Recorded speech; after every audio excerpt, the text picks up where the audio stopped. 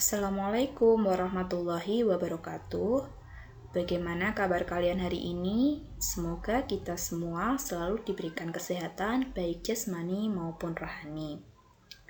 Sebelumnya perkenalkan, nama saya Naila Fauziah dengan NIM 12201183341. Saya dari Fakultas Tarbiyah dan Ilmu Keguruan IAIN Tulungagung dengan jurusan Pendidikan Agama Islam. Pada kesempatan kali ini, saya akan menjelaskan materi dari mata pelajaran Akidah Akhlak kelas 10 yang bertemakan hidup mulia dengan menghormati orang tua dan guru.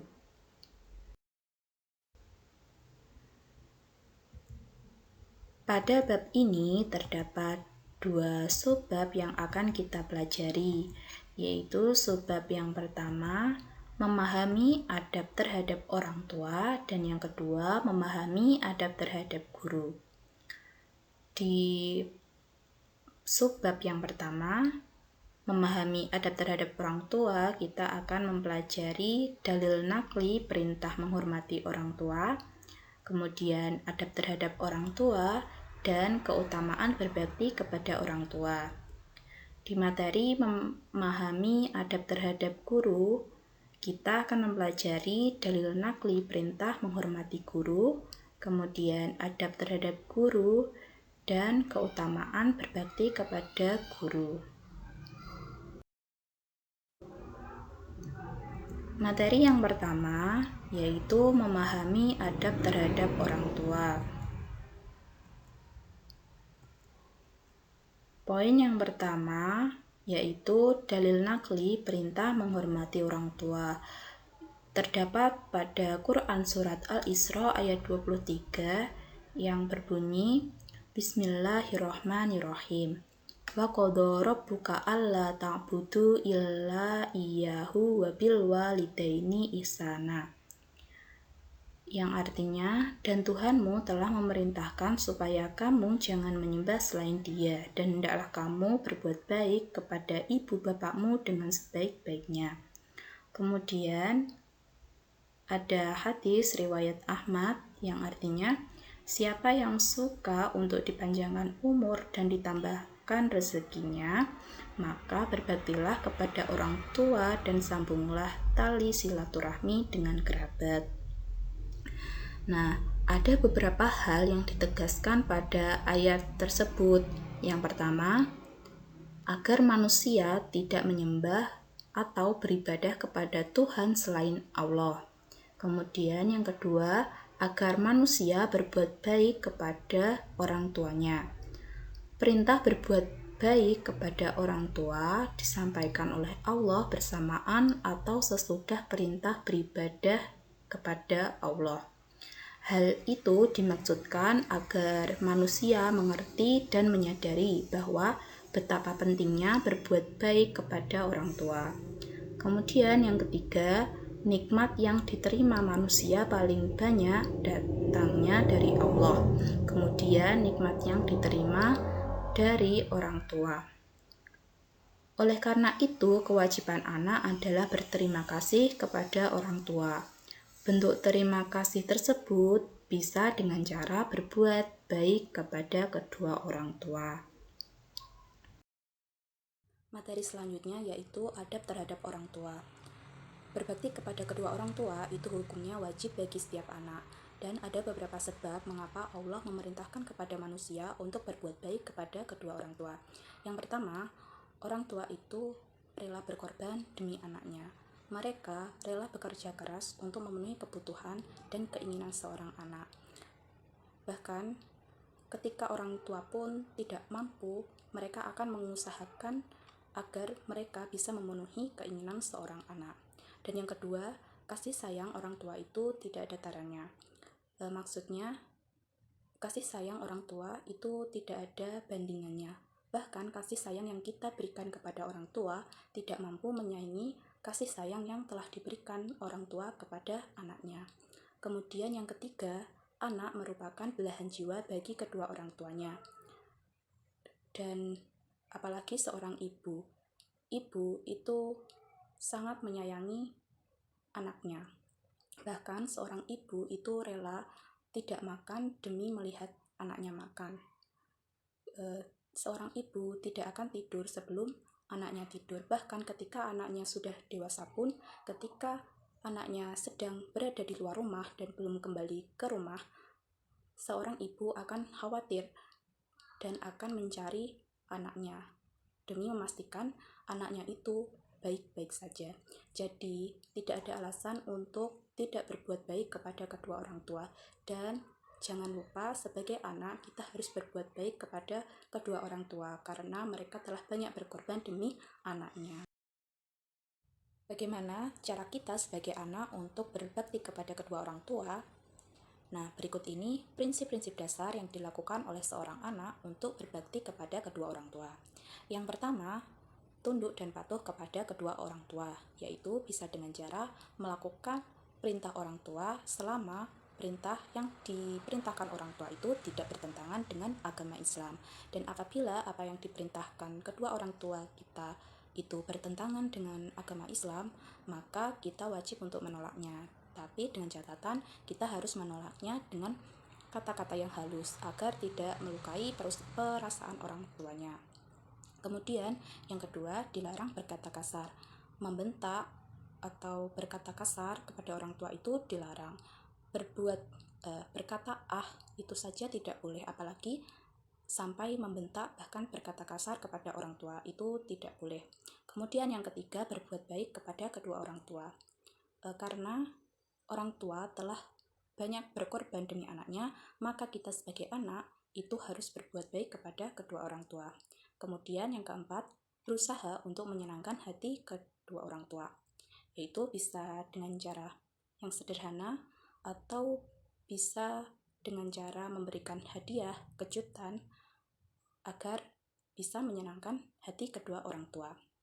Kemudian dilarang durhaka kepada kedua orang tua, karena durhaka kepada orang tua itu termasuk dosa besar yang harus kita hindari. Jangan sampai kita melakukan dosa besar dengan berbuat durhaka kepada kedua orang tua. Kemudian yang keenam, bersikap sopan dan santun terhadap orang tua. Apabila ketika orang tua sedang menasihati kita, kita harus mendengarkannya. Kemudian ketika orang tua sedang berbicara, jangan sampai kita menyela pembicaraan orang tua. Kemudian yang ketujuh, senantiasa mendoakan orang tua. Baik orang tua kita itu masih hidup maupun orang tua yang sudah meninggal. Jadi sesudah sholat diusahakan jangan lupa untuk mendoakan orang tua. Materi selanjutnya yaitu keutamaan berbakti kepada kedua orang tua. Berbakti kepada kedua orang tua itu hukumnya wajib bagi setiap orang. Nah, barang siapa yang berbakti kepada kedua orang tua, maka Allah telah menjanjikan pahala yang luar biasa bagi mereka.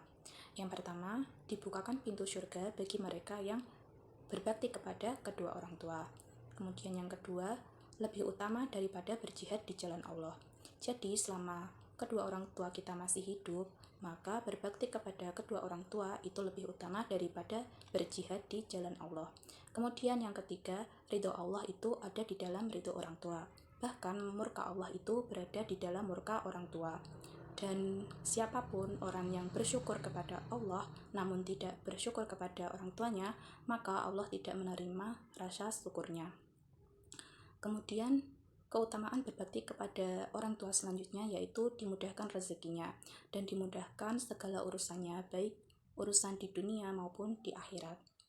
Jadi bagi kita yang masih memiliki kedua orang tua, jangan sampai kita menyia-nyiakannya karena banyak sekali keutamaan yang kita dapatkan dari berbakti kepada orang tua. Bahkan orang tua yang telah meninggal pun wajib hukumnya bagi kita sebagai anak untuk berbakti kepada kedua orang tua. Materi selanjutnya yaitu memahami adab terhadap guru.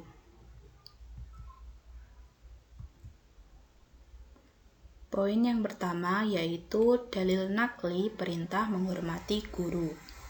Guru merupakan orang yang telah mengajarkan banyak kebaikan kepada kita. Allah dan Rasul pun sangat mengharuskan umat Islam untuk menghargai dan menghayati siapapun yang telah mengajarkan kebaikan kepada kita, walaupun sedikit.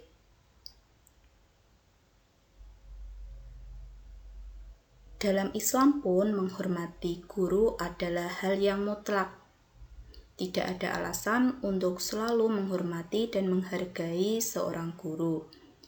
Nah, dalam hadis ini diterangkan yang bunyinya laisa minna man lam yujilla kabirona wa yarham soghirona wa ya'rif li'amina, yang artinya tidak termasuk golongan kami orang yang tidak memuliakan yang lebih tua dan yang lebih muda serta yang tidak mengerti hak orang yang berilmu atau agar diutamakan pandangannya.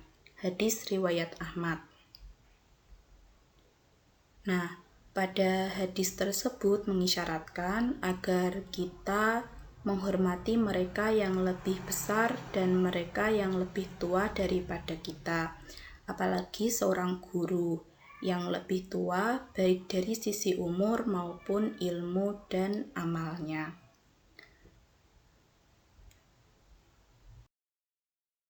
Materi selanjutnya yaitu adab terhadap guru. Selain kita diperintahkan untuk berbakti kepada kedua orang tua, kita juga diperintahkan untuk berbakti kepada guru.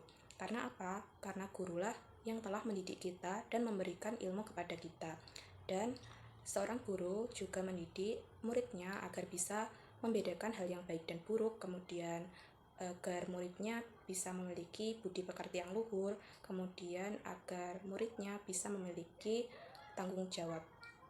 Kemudian Rasulullah SAW sendiri pun memerintahkan kita untuk memuliakan seorang guru.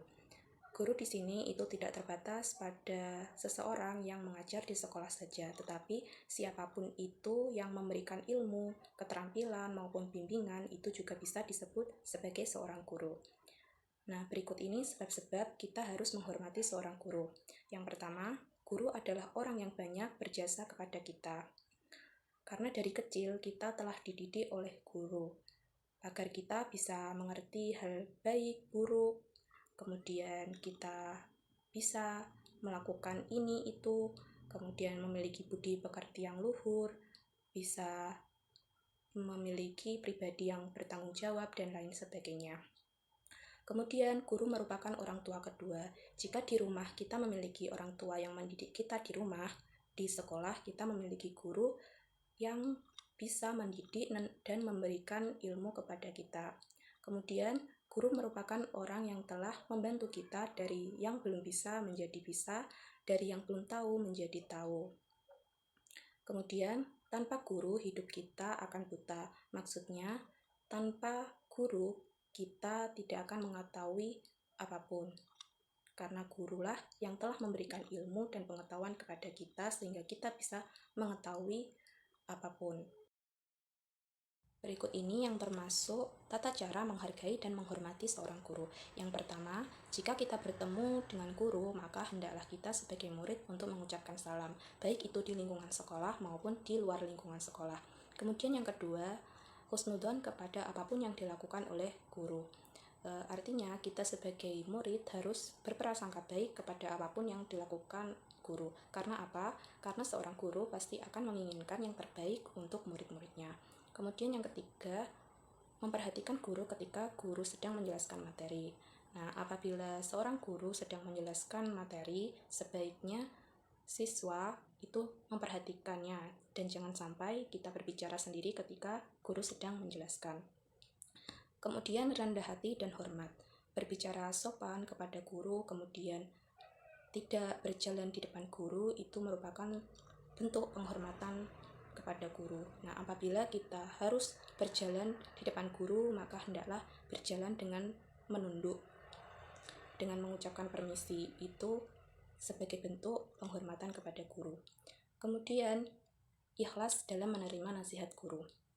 Apabila kita melakukan kesalahan, kemudian mendapat teguran dan nasihat dari guru, maka hendaklah kita mendengarkan nasihat guru.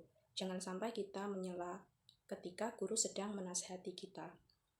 Kemudian memandang guru dengan pandangan memuliakan. Bahkan Kiai Haji Hasyim Asy'ari itu memerintahkan pelajar untuk tidak memandang remeh seorang guru atau merasa lebih pandai dari seorang guru. Itu tidak boleh. Kemudian tidak melupakan jasa-jasa seorang guru. Karena setinggi apapun pendidikan kita, setinggi apapun jabatan kita, tanpa jasa seorang guru, kita tidak akan menjadi apa-apa. Jadi jangan sampai kita melupakan jasa-jasa guru. Kemudian sabar menghadapi guru. Ketika kita dimarahi guru, pasti kita melakukan kesalahan. Nah, hendaklah seorang siswa ketika dimarahi seorang guru itu segera meminta maaf dan mengakui kesalahannya. Karena guru yang memarahi murid itu bukan karena membenci muridnya, tetapi itu merupakan salah satu bentuk kecintaan seorang guru kepada muridnya. Materi selanjutnya yaitu keutamaan berbakti kepada guru. Guru merupakan panglima perang dalam melawan kebodohan. Kita akan menang apabila kita mentaati perintahnya. Memang usaha tidak akan mengkhianati hasil, tapi akhlak dan kepatuhan seorang murid kepada gurunya merupakan faktor penting dalam menentukan kesuksesan. Bahkan sehebat apapun murid, apabila dia tidak patuh dan menghormati guru, niscaya akan gagal cita-citanya. Dan sebaliknya, murid yang bahkan tidak bisa apa-apa, namun dia rajin belajar, kemudian taat dan patuh kepada guru, mencintai guru dengan setulus hati, maka tidak ada kata mustahil untuk menjadikan murid tersebut berhasil dan sukses di kemudian hari.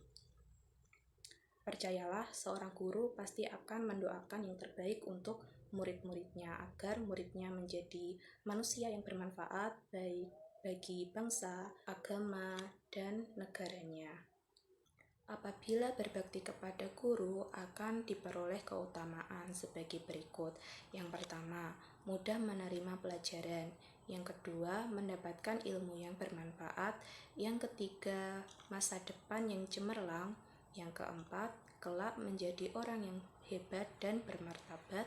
Yang kelima, hatinya tenang, tentram, pikirannya cerah, dan cahaya ilmu mudah masuk. Kemudian yang keenam, diangkat derajatnya oleh Allah. Kemudian yang ketujuh, barokah ilmunya, rezekinya, dan hidupnya. Itu tadi materi yang telah saya sampaikan. Terima kasih kepada kalian yang telah menyimak video kali ini. Semoga kita semua mendapatkan manfaat dari menonton video kali ini. Cukup sekian dari saya. Wassalamualaikum warahmatullahi wabarakatuh.